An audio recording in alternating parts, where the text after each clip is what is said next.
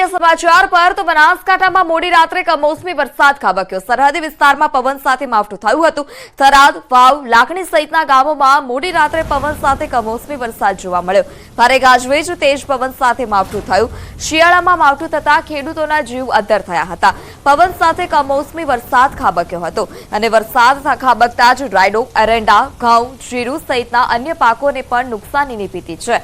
કમોસમી વરસાદને કારણે ધરતીપુત્રો ચિંતિત।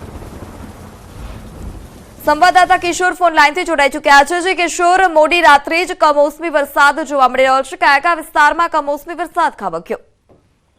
ચોક્કસથી પૃથા આપને જણાવી દઉં કે રાત્રિના 11 વાગ્યા પછી બનાસકાંઠા જિલ્લાના થરાદ, ધાનેરા, વાવ, લાખણી સહિતના અનેક પંથકોમાં પવન સાથે વરસાદ વરસ્યો હતો। ગાજવીજ અને ભારે પવન સાથે કમોસમી વરસાદ વરસતા શિયાળામાં ચોમાસા જેવો માહોલ સર્જાયો હતો અને ભારે પવન સાથે કમોસમી માવઠું પડતા જે શિયાળુ પાક છે, રાયડો, એરંડા, ઘઉં, જીરું જેવા પાકોને પણ અત્યારે નુકસાનની ભીતિ સેવાઈ રહી છે અને ખાસ કરીને જે ખેડૂતો છે તે પણ ચિંતિત બની રહ્યા છે અને જે પવન સાથે જે ભારે વરસાદ વરસ્યો હતો તેને લઈને જે પાક હતો તે પાકને પણ ભારે નુકસાન સર્જાય તેવી અત્યારે શક્યતાઓ સેવાઈ રહી છે। પૃથા જી કિશોર, રાત્રે કમોસમી વરસાદ ખાબક્યો હતો। હાલ અત્યારે જિલ્લામાં કેવું વાતાવરણ જોવા મળી રહ્યું છે? કયા કયા વિસ્તારમાં વાદળછાયું વાતાવરણ છે અને કોઈ એવા વિસ્તાર ખરી, કોઈ એવા ગામ કે જ્યાં ફરીથી કમોસમી વરસાદ ખાબકી શકે દિવસ દરમિયાન?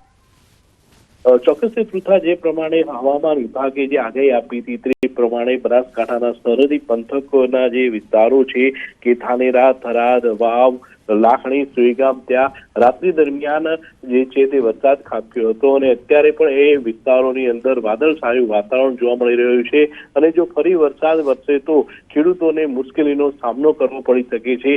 કારણ કે જે પ્રમાણે રાત્રે વરસાદ વરસ્યો હતો તેને લઈને જે શિયાળુ પાક છે જેવા કે એરંડા, રાયડો, ઘઉં, જીરું એવા પાકોને પણ નુકસાનની ભીતિ સેવાઈ રહી છે અને ખેડૂતો આ કમોસમી વરસાદને લઈને ચિંતિત બન્યા છે। પૃથા જી કિશોર, તો જે પ્રકારે હવામાન વિભાગે આગાહી કરી હતી વરસાદને લઈને, તો ખેડૂતો દ્વારા કોઈ આગોતરું આયોજન કરવામાં આવ્યું હતું ખરી શિયાળુ પાકને બચાવવા માટે?